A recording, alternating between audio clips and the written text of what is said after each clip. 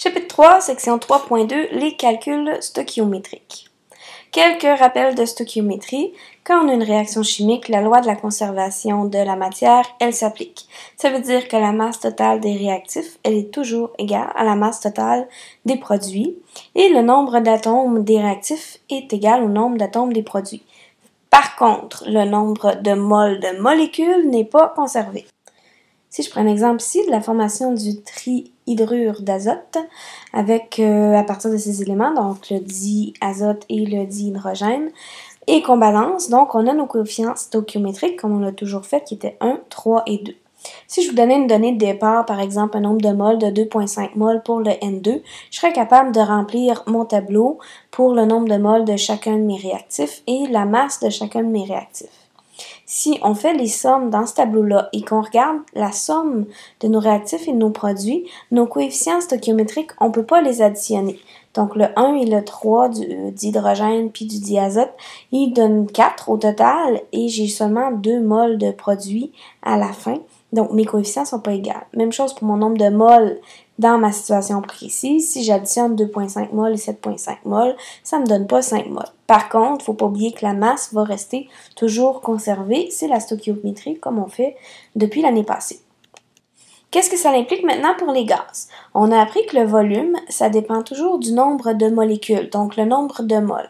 Ça veut dire que, étant donné que le nombre de moles n'est pas conservé, le volume ne sera pas conservé non plus lorsqu'on va faire de la stoichiométrie.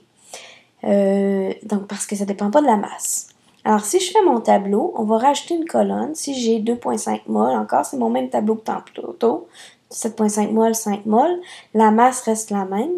Et si je veux calculer les volumes maintenant pour le diazote, bien, je pourrais faire PV est égal à nRT en isolant le volume, nRT sur P, dans certaines conditions. Ici, on a mis à TPN. Alors, le volume à TPN, si j'applique PV est égal à nRT, ça serait 56 litres. Je pourrais faire exactement la même chose, PV est égal à nRT pour le 7,5 mol et pour le 5 mol qui me donnerait 168 litres et 112 litres. Si je les additionne, je vois bien que 56 plus 168, ça ne me donne pas 112 litres. Donc, ça ne s'additionne pas. Comment on va utiliser cette notion-là maintenant en stoichiométrie? Alors, ce qu'on doit prendre en considération, que les volumes de gaz, ils sont proportionnels au nombre de moles et aux coefficients stoichiométriques. Donc, je vais pouvoir faire des produits croisés avec les moles ou avec les coefficients stoichiométriques. Les données maintenant qui sont importantes à se souvenir qui peuvent être utiles. À TAPN, le volume d'une mole, c'est 24,5 litres et à TPN, le volume molaire, 22,4 litres par mol. Alors, si je suis dans ces conditions-là, le nombre de moles peut me donner directement le litre avec une proportion, donc un produit croisé.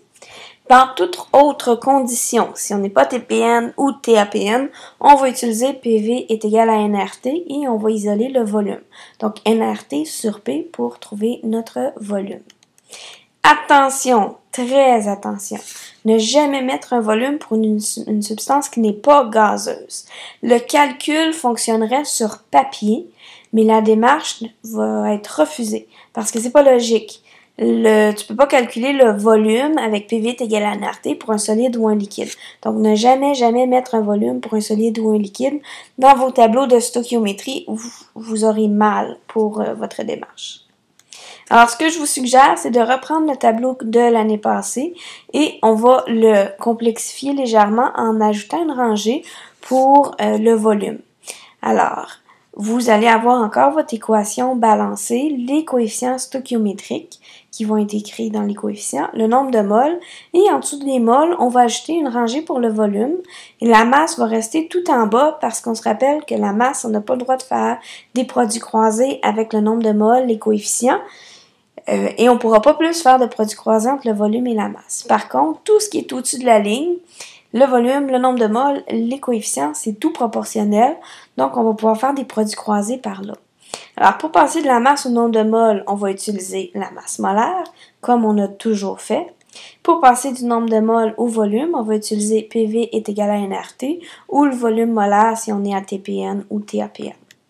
Les volumes vont toujours être proportionnels aux coefficients stoichiométriques et au nombre de moles. Si c'est ce que vous avez, vous pouvez les utiliser également.